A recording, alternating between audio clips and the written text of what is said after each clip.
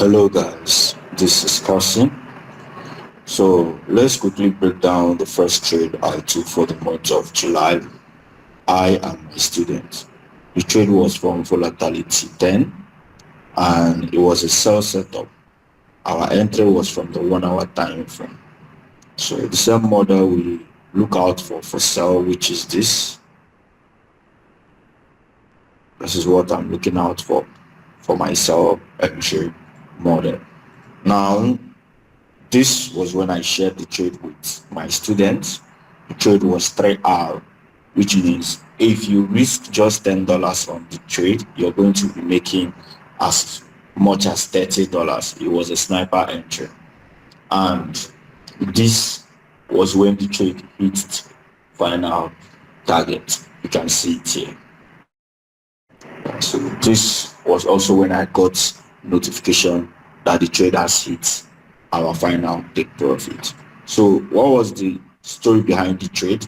This zone was where we took the sell and our take profit was here. So that was our take profit. So what was the idea behind the trade? On the 1 hour time frame, I had a break of structure here on the 1 hour time frame. Then I had price create another break here.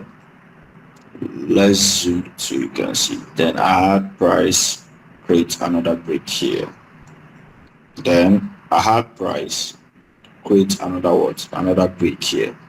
So you can see that everything is making sense right now. Now that is not all. Now we had this side that was swept. This side was swept by what? Let me remove this. By this protected high, which is what we want to see. And we have what? Our liquidity structure here. This was our liquidity. And like I said, this was a 3-hour trade. You can see it here from the screenshot. You can see it here. So it was a sniper entry. And our take profit was where price reversed from, which was this guy. So that was how we made money from this trade. And this was the first trade of the month of July. So let me quickly run down a breakdown of reason behind us taking this particular trade. So since I have my trade, what I do is that I use 3 overall bias, overall time frame to what? To cement my bias on my entry. For example, if I'm taking a sell on the 4 hours time frame, I want my daily, weekly, and monthly to have mutual relationship with what I'm doing on 4 hours, to also be selling or to be synchronizing. If I'm taking a sell on 1 hour, I want my 4 hours daily, weekly, and monthly. For most of you that might want to ask, I don't trade anything below 1 hour. 1 hour is my least entry. Yes, I'm a swing trader. So now let's quickly do a breakdown. First of all, this entry was on 1 hour, so you want to make sure that on the 4 hours you have a what? Price creating some lower lows and lower highs, and you want to see price. You want to see your setup form on a 4 hours supply at this level, and that was what happened. So let's quickly go down to the 4 hours time frame and see for ourselves. Let's quickly go down 4 hours time frame. So coming down to the 4 hours time frame, let me reset the chart. On the 4 hours time frame, what do we have? This was the 4 hours time frame. So let me remove this.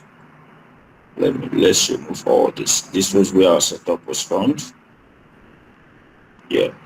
So on the 4 hours time frame, what do we have? We have price break structure here, which is good. Okay, price actually broke structure. There was a structure break here, starting from then price broke structure, creating some lower lows and lower highs. Then price broke structure here. Yes, and you can see price what did break structure here. Yeah. So this was a 4 hours supply level. And you can see what I'm talking about. My setup was formed at the premium level of this 4 hours supply level. That is one thing you need to see. You also want to make sure that the daily is selling, your weekly and monthly as well is selling, to make it a very nice trade or what risking your money. So coming to the daily time frame, on the daily time frame, let's look out for daily time frame. On the daily time frame, price was just creating candlesticks, selling down, and daily might not really give you the confidence in it, because on the daily we had price do this. So kind of price was kind of bullish in a way. Price was bullish actually on daily. You understand? But then again, the idea of taking this trade was that I was selling that I can keep on selling until price get to this demand level where price reacted and whatsoever.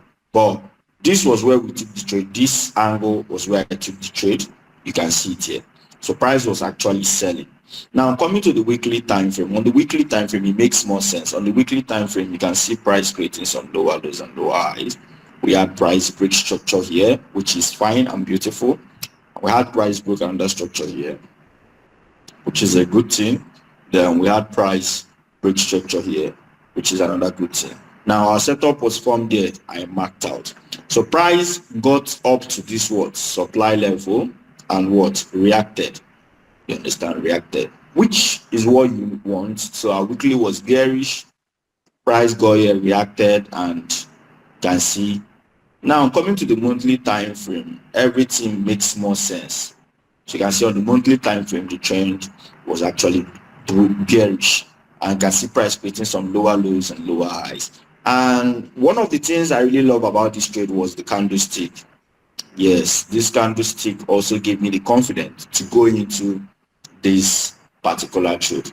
That was how I and my students were able to make 3R from this particular trade. But this was when I got the notification that the trade has hit final take profit, and here was when the trade hit take profit. Now, for those of you that are synthetic lovers like me, I trade synthetic and the currency pair. The synthetic pairs has been added to the trading view, so you can actually what go into your trading view, look at the higher time frame, because those are the struggle we are having.